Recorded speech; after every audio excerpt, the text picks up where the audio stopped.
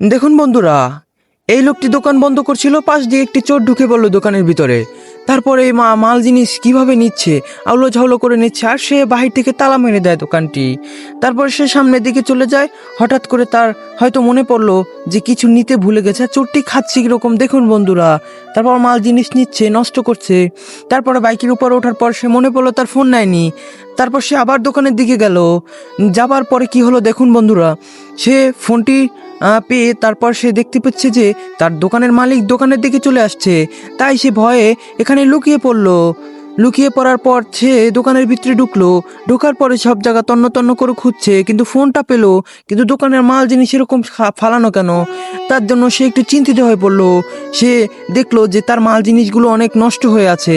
তাই সে দেখার জন্য সেগুলোকে খোঁজাখুঁজি করছে এবং পাশে গিয়ে লুকিয়ে পড়লো চোরটাকে ধরার জন্য।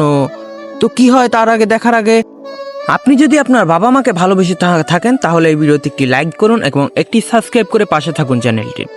চোরটিকে ধরে ফেলে এবং নেক্সট পার্ট দেখার জন্য ভিডিওতে সাবস্ক্রাইব করে পাশে থাকুন।